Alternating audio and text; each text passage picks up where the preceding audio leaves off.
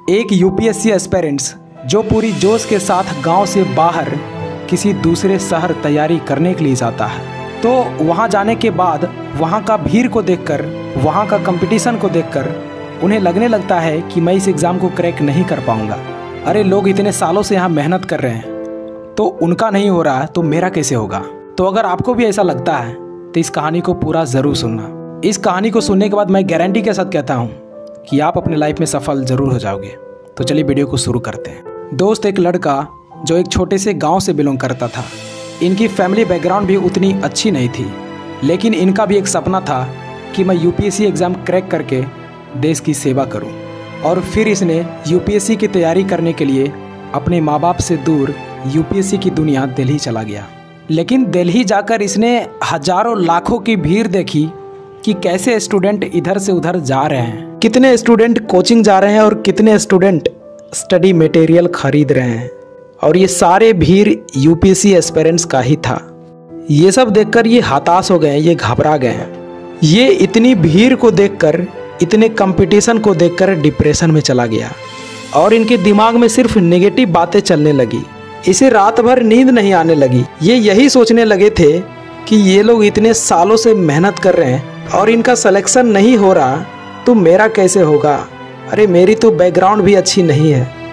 ये बिल्कुल हताश हो गया था, क्योंकि सिर्फ 400 से 500 सीट के लिए इतनी सारी भीड़ इसने कभी नहीं देखी थी। और ये बात हर नए एस्पिरेंट्स के माइंड में आता ही आता है।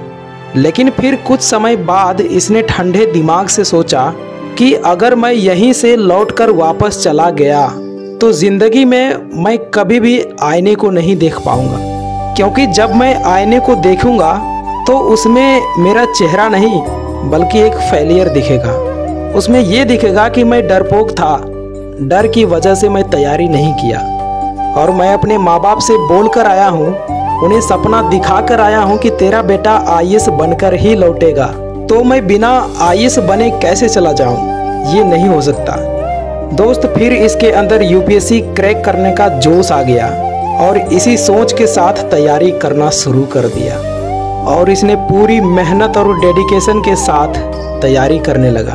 और दोस्त, तैयारी करने के बाद जब इसने एग्ज़ाम दिया तो अफसोस, इनका प्री एग्ज़ाम ही क्वालिफाई नहीं हो पाया और इसे एक बड़ा झटका लगा और सोचने लगा कि जिस एग्ज़ाम को क्लियर करने का सपना लेकर आया था और इसका पहला ही एग्ज़ाम में मैं फ़ेल हो गया। और दोस्त, जब ये फ़ेल हुआ ना तो इसके घर के आसपास वाले लोग ताना देना शुरू कर दिए। वो कहने लगे कि तेरे बेटे से यूपीएससी नहीं निकल पाएगा, तुम क्यों सपने बड़े देखकर यूपीएससी की तैयारी करने के लिए दिल्ली भेज दिया, उससे कुछ नहीं हो पाएगा। दोस्त, ये सब देखकर ये लड़का पूरा टूट गया और फिर इसने खुद से कहा कि कोई बात नहीं, अपना टाइम आएगा, मैं एक दिन यह ताने को तालिया में बदल कर ही रहूँगा। और दोस्त, इसने इस साल किए गए गलतियों को सुधार करके दुगनी मेहनत के साथ तैयारी करना शुरू कर दिया और इसका परिणाम यह निकला कि इसने प्री मेंस अपने दूसरे ही अटेम्प्ट में पास कर गया और अब सिर्फ इसका इंटरव्यू ही बाकी था। लेकिन जब यह इंटरव्यू देने के लिए जा रहे थे तो इनके माइंड में सिर्फ नेगेटिव थॉट ही चल रहा था कि यार अगर सिलेक्शन नहीं हुआ तो क्या होगा, अगर मैं जवाब नहीं दे पाया तो क्या होगा। मतलब इसे खुद के ऊपर भरोसा नहीं रहा था। इसने अपना सेल्फ कॉन्फिडेंस खो दिया और इसने जैसे तैसे करके नर्वस में ही इंटरव्यू दे दिया और रिज़ल्ट का इंतज़ार बहुत उम्मीद के साथ कर रहे थे, ये सोचकर कि चलो इंटरव्यू तो ख़राब गया लेकिन कोई न कोई छोटा पद तो ज़रूर मिल जाएगा। लेकिन दोस्त, जब रिज़ल्ट आया तो ठीक उसका उल्टा हो गया, लिस्ट में इनका नाम ही नहीं था।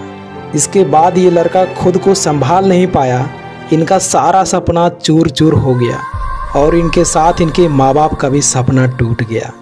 और एक तरफ ये और दूसरे तरफ इनके माता पिता रो रहे थे, क्योंकि एक मिडिल क्लास फैमिली के पास ज़्यादा चांस नहीं मिला करता और इसे 2 अटेम्प्ट मिले थे, क्योंकि एक मिडिल क्लास फैमिली दिल्ली का खर्च कैसे उठाते हैं ये सिर्फ एक मिडिल क्लास फैमिली ही समझ सकता। दोस्त, इस दुख की घड़ी में इस लड़के को हौसला देने वाली इनकी माँ थी। इनकी माँ ने बोली कि बेटा इतना आगे निकल गया है और आखिरी पड़ाव पे आके तुम्हारा रिजेक्शन हुआ है, बेटा एक लंबी छलांग मारो और अगली बार तुम्हारा सिलेक्शन कोई नहीं रोक पाएगा। ये एक माँ का आशीर्वाद है बेटा। दोस्त, जब ये लाइन इनकी माँ ने कही तो इसने सोच लिया कि मुझे हार कर नहीं बैठना, क्योंकि माँ को बहुत उम्मीद है और मैं इसे पूरा करके ही रहूँगा।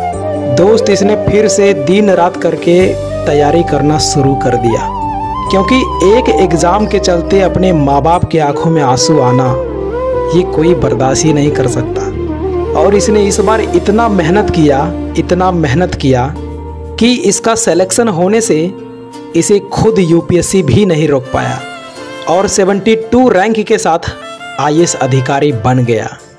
तो दोस्त, इस कहानी से हमें 2 चीज़ें सीखने को मिलती है। पहला कि कोई भी एग्ज़ाम क्रैक करने के लिए फैमिली बैकग्राउंड मैटर नहीं करता, और दूसरा सेल्फ कॉन्फिडेंस। आपको खुद पर भरोसा होनी चाहिए, और ख़ासकर यूपीएससी जैसे बड़े एग्ज़ाम में, क्योंकि जब आपको खुद के ऊपर भरोसा ही नहीं है तो आपके ऊपर इतनी बड़ी जिम्मेदारी, एक ज़िले का भार आप कैसे मैनेज करेंगे। और अंत में मैं आपसे एक ही बात कहना चाहूँगा कि कभी भी असफलताओं से घबराकर हार मत मानना, क्योंकि आपकी हार ना मानने की आदत ही एक दिन जीत का आदत बन जाती है। तो ये इंस्पायरिंग स्टोरी आपको कैसा लगा कमेंट सेक्शन में ज़रूर बताइएगा। एंड अब पूछेंगे इनका नाम क्या है, तो इनका नाम है दिलीप प्रताप सिंह शेखावत। तो आई होप ये स्टोरी आपको पसंद आया होगा, एंड पसंद आया तो एक लाइक कर देना, चैनल पर नए हो तो सब्सक्राइब कर देना। मिलते हैं अगली वीडियो में, तब तक के लिए जय हिंद, वंदे मातरम।